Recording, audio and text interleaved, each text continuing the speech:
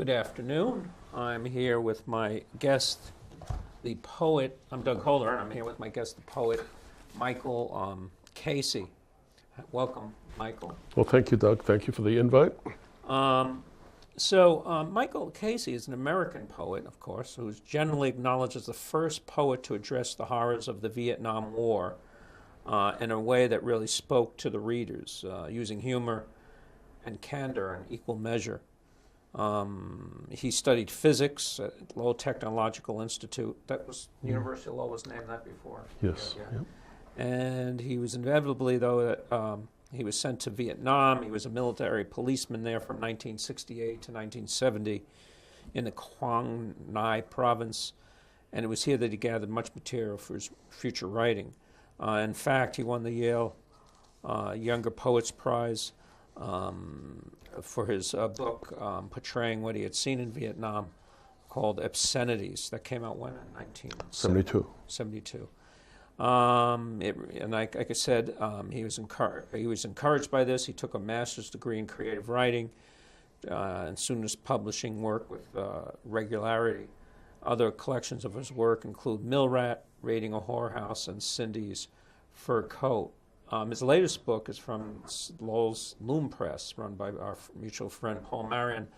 There It Is, which talks a lot about Lowell and his hometown.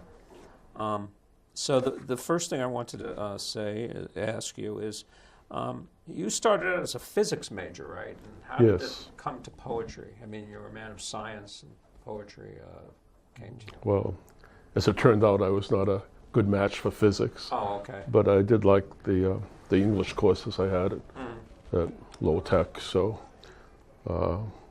and that interested me a great deal. I always like to read, so. Why did you take physics in the first place? Good question. My friends were taking it. I think that's okay. Yeah.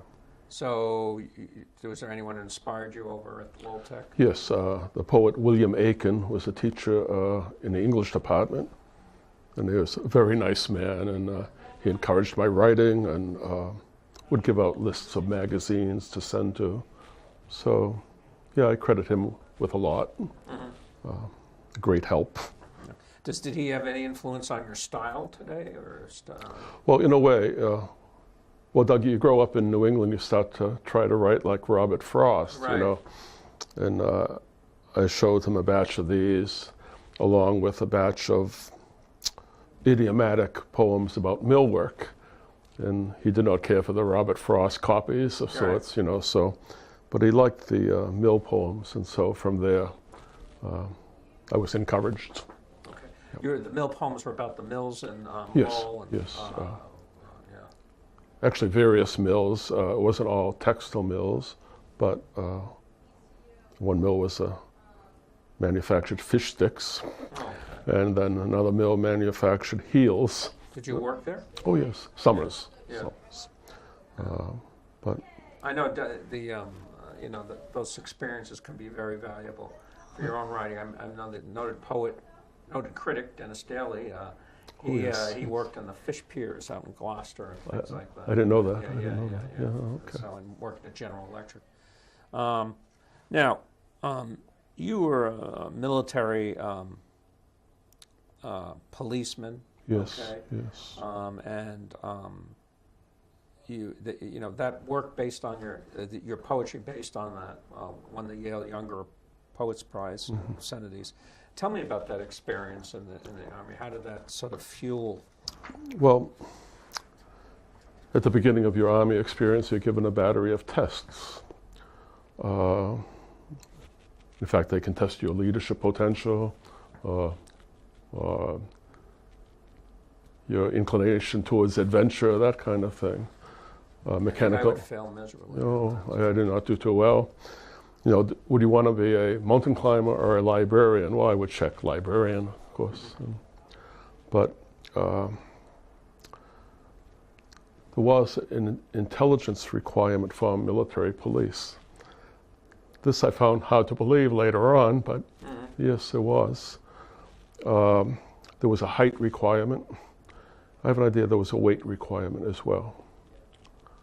But in my basic training company, it seemed that every Irish name over 180 pounds went to military police school. You're not Irish. I am, well, partly. But yeah, that's a small sample. But I was uniquely unsuited to be a policeman, but it's one day at a time, you know. It is a very good job in the Army. People would enlist just to get that particular job and give up another year of their life, you know, towards the Army. And how did this fuel your poetry and what you know? No, what was well, a great deal. You see a lot of Yeah. people, a lot of humanity. Now, I think you could ask any policeman anywhere in the world, even North Korea, what do they think of the basic goodness of mankind? And you'll be laughed at. You actually see the worst of mankind typically as a policeman? as a policeman. Yeah. How about the policemen themselves? Well, I like to think we all won the Bible in class, you know, but no. Sometimes you would say, well, there's an intelligence requirement. Are they too smart to get caught? You know, I thought of that. It was fairly established by rumor that military police ran the black markets in Vietnam. And surely there was some of that. But we were privileged in many ways. I think because maybe we were the last line of defense for the officers. They could call on us if they needed help. Were you writing poems then, or Oh, yes. after the fact? Yes. Yeah. Every once in a while, a friend would tell me a story, and then he'd look at me and he would say, "Did I write one of your disgusting poems for you just then?" Yeah. Sure enough, yeah, sometimes. But you keep your ears open and you listen to stories, and so not all the stories are mine by any means. But the idiom is amazing. Well, you know, I would write idiomatically with poems about mill work, and then it was a logical step to write about Army life. Do you recall the comic strip Pogo? Yeah. Okay, Walt Kelly. Now, during World War II, Walt Kelly was not in the service, but he had a job near servicemen from the South, and that's the denizens of the swamp that he wrote about. The Southerners, the way they talked was amazing for me. And well, in fact, I mean, diction. You know, you're capturing yes. this diction. Oh yeah. Plays a big role in your poetry. Sure. I've read it. You know, about there was one where this where a soldier was talking about a bald kid who was a Buddha and was, you know, and yes. but I mean, how do you think dialogue adds to poetry? I mean, we know it adds to short fiction. Well, there's a figure of speech, analogy. It means an effective grammatical error. And an example is the boxing promoter after the fight. He says, "We was robbed." Yeah. Well, if you said "we were robbed," it would have lost something, right? Right. So sometimes it's very effective. I think it can be carried too far. The movie Raging Bull got really a lot of critical praise. There was too much of it. Too many four-letter words. It loses some effect, I think. Yeah. Maybe that's the way real people speak. Sure. But if you're writing, you want to have some. Yeah. You don't want every line to sound like the line before and the line after. Yeah. But yeah, every day just walking down the street, you will hear something that'll be, to my ear, poetic, I think. Well, yeah, I was in New York the other day, you know, when I was staying in my brother's apartment in New York, and this gentleman, probably in his 80s, you know, I've seen him around forever. He's lived in the building forever. I said, "How you doing?" He says, "Well, I woke up, huh?" You know, It's great. You always got to listen to people like that. It could be a poem there, you know. Yeah. That's a good one, yeah. Yeah. But I was going to say, You know, you said, reading in your bio there, that you were generally acknowledged as the first poet to address the horrors of the Vietnam War. That really is a stretch, I think. That is a you know, stretch. Is there 'cause, anyone else doing it? Well, I know in fiction there was O'Brien, right? Who was doing that. well, it leaves out the Vietnamese who Yeah. have a great interest in poetry. Right. Really. So both How about North. American poets that we're talking about? Well, yes, Bill Earhart, I believe, had books, at least chapbooks published before mine. Some names escape me now, but it was not the first. No. But you were one of the first. One of them, yes. Okay.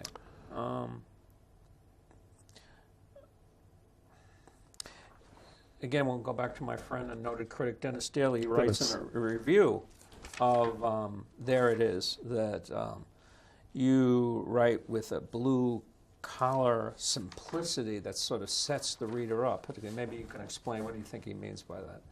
I'm not sure. Maybe the idiom I use. Yeah, well, I mean, you have a blue-collar simplicity, and does that? Not always. You know, Not always. Not always. But quite often. Quite often. Yeah. What's your? Well. Tell me where that. As a critic, he's. Yeah. Dennis has been very kind to me. You know. Yeah. Well, if I'm writing about mill workers, my diction, my idiom, will be that of a mill worker. Right. There's a problem somehow when I want to write something expository, working the idiom into that. So I have to try to edit myself sometimes, you know. Right. But I use it. It's true. Okay. Now, you have a deep connection to Lowell. You grew up there and all that, and your book of poetry, There It Is, New and Selected Poems, a lot of it's based in Lowell. Yeah. You know, you're connected with Paul Marion, the Loom Press. Tell me about your experience with the Loom Press and Lowell as a muse. I know I was just writing up an interview with Kate Hansen Foster where she talked about how Lowell is her muse, and there was sort of a spiritual redefining of herself as this sort of, she came from Andover into Lowell. Yeah. And how about you? What's your experience? I mean, you lived there your whole life. She lived there through her 20s after college, but I mean... There's something about, in the story of a Bildungsroman, the novel of a young man growing up, usually they put him in a new geography, a new atmosphere, a new place. So if you're new to someplace, like Kate must have been, moving to Lowell from a suburb, it must have been really something brand new to her. Now, I grew up in a house where my parents never used any four-letter words. I think the expression, a son of a bitch, was the worst my father would use. But, so then when I'm working in a mill, there are no restrictions on language there. The only kind of coffee is a effing cup of coffee, you know. It's a universal adjective. So that was all brand new to me. But how about Lowell itself? Lowell itself. I mean, how does that... Well, they call it an immigrant city, but when I grew up, the immigrants were Portuguese. Portuguese. That was the latest wave. A lot of Portuguese here in Somerville. Oh yeah, they're good people. Yeah. And then the WAN computer company, I guess, employed thousands of Khmer people. Yeah. So the Cambodians, it's a Cambodian center now.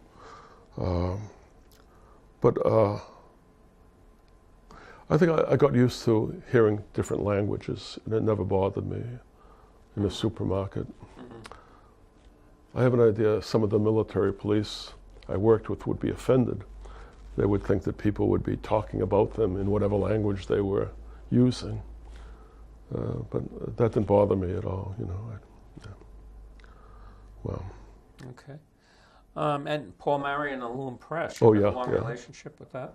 With that? No? Good friend from way back, but Yeah. Did you grow up together? no, he's much younger than me. Oh, yeah, okay. But he's also fiscally irresponsible publishing poetry, you know. Yeah, So yeah. no, he's very kind. But he's quite a good poet too. Right. Yeah. But where his success was was editing a book of Kerouac's early writings. It's called Atop and Underwood. Very awkward title, but it was Kerouac's idea. Talked about that. Yeah. But really, it's a great read. And your relationship with him? Joint poetry readings here and there. But no, we did not grow up together. But he's always a great booster of poetry in Lowell. And of your work. Yeah. Well, let's. You got about 15 minutes to read. So. Okay. By the way, do you have a website? And do you have any readings coming up on this book? Oh no, not for a while. Not for a while. No. Okay. All right. Well, why don't you read from your book, whatever you want.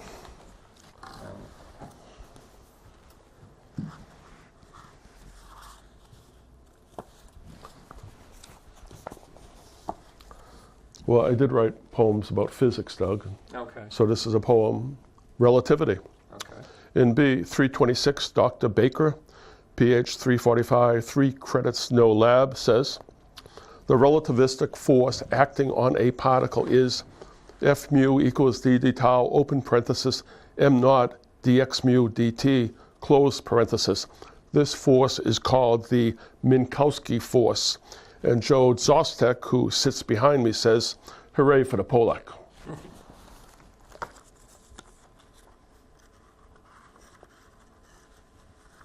Hope we didn't offend listeners.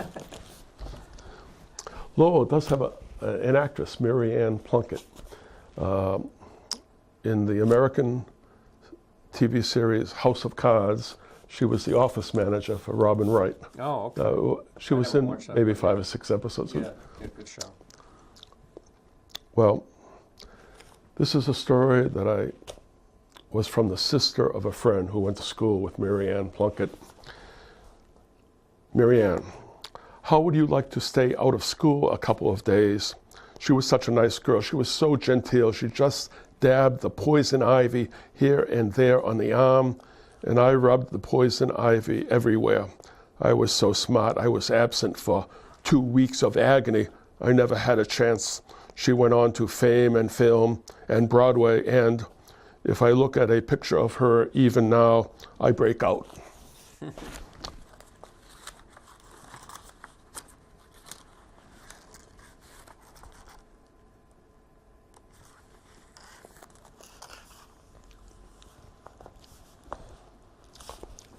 Driving while under the influence. It was 3 a.m. and I hit the blinking yellow light on the Route 3 rotary near Drum Hill. We get out quick to throw away beer cans, and then I backed up the car a bit and tried to go forward, but the car wouldn't go forward. So I backed up around the rotary into a gas station. I figured I could put my car in a row of cars already there and nobody would notice, right? I get out and hide behind, but by this time I can see the flashing lights, and it was really something. The police cruiser goes around the rotary, takes the exit I took, and comes right to me.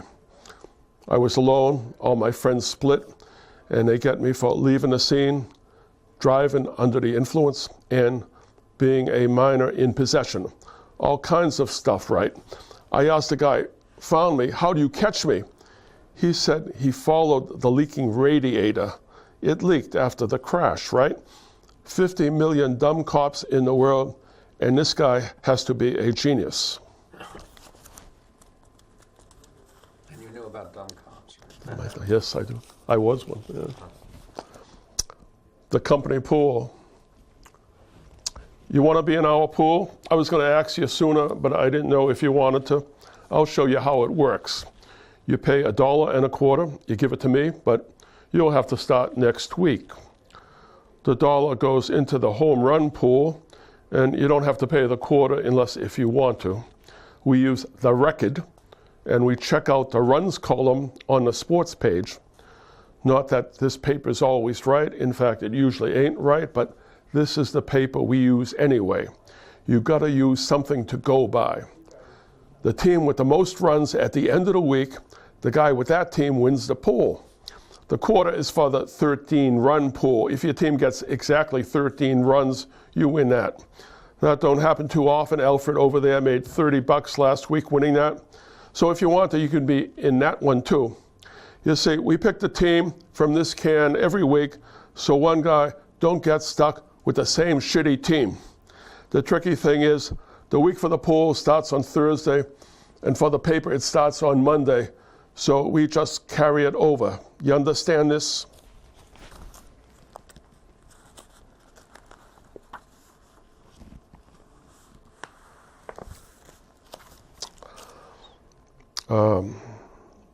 Many of my relatives were barbers, my uncles, my grandfathers, my cousins. So I would always hear complaints about sore feet. Sore feet, Yeah. So, well, then I worked in a dye house and I was on my feet all the time. Yeah. This is from the foreman, Walter's sore feet. I used to feel like picking up my effing feet, putting them in my effing pocket, and walking on my effing knees. So now I do what my chiropractor says. I spend 10 minutes every night rolling my feet, each one over a bunch of golf balls in a shoebox. It's been helping me a lot, and once you get used to it, it's no trouble at all. Since I started using 2 shoe boxes, it's cut the time in half.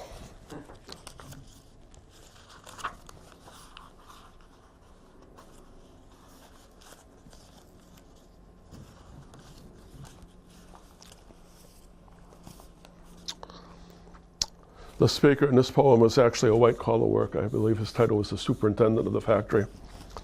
My youngest, that tall, they kept on sending him home last year. The effing kid was always acting up, so last summer, all through the summer, they were building a new school near the house. And we kept on pointing out the effing thing, trying to get the kid interested, you know. See the school they're building for you? That sure is a nice-looking school. So my wife takes him to the 2nd grade to register, and the kid looks around him, and right in front of the teacher, he says to her, "I ain't staying in this effing place." My wife said she felt about this effing tall.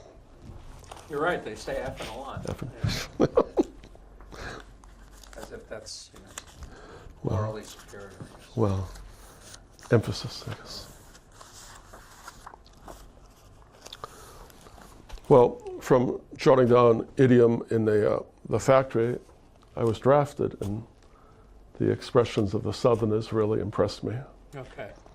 Now, the spelling of my idiom, I took that from the novel Gone with the Wind. Okay. My landlady said, "Read this book. This is my favorite book." And sure enough, the idiom, Georgia. Oh. That's where I went for training. The company physical combat proficiency test average. The company average be higher, but Ramos there went into the mile run with a near 400, burnt smoke for the first 3 laps, and then he got sick. And a committee group sergeant there, not a Puerto Rican fellow, told him to quit, to leave, and so he got a 0 on the whole test. And that brought the company average down 1.5 points. In my opinion, Ramos got screwed. He could have low-crowed his ass the rest of the way and still have got a 450 score. If I'd have seen that sergeant there, I'm not a scared nobody. I'd have beat the shit out of him. But don't feel bad, Ramos. What's done is did. That's all right, son. You get another chance tomorrow, though that don't help the company average none. The sergeant was a senior drill instructor. He was from Mississippi.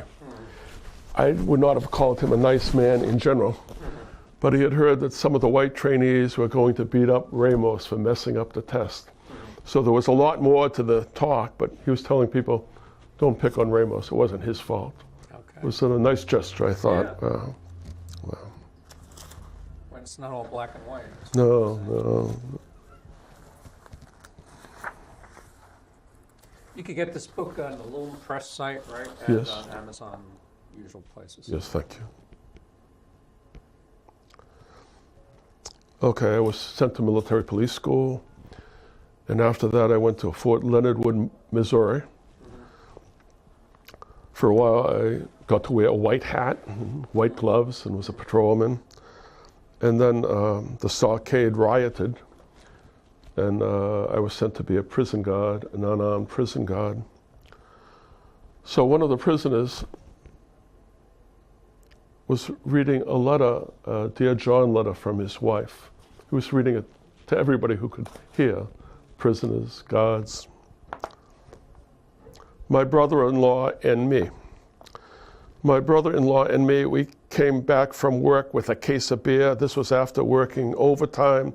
And we walk into the door, and I see my wife there sitting on the couch with her bra and panties on. And this guy I never seen before is standing in front of the TV in his shorts, turning it on.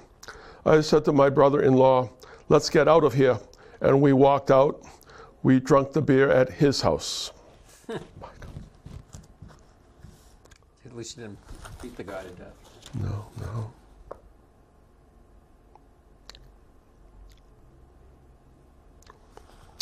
I think people think you might go to Vietnam on a Navy vessel or an Air Force plane, but it was a chartered airline flight.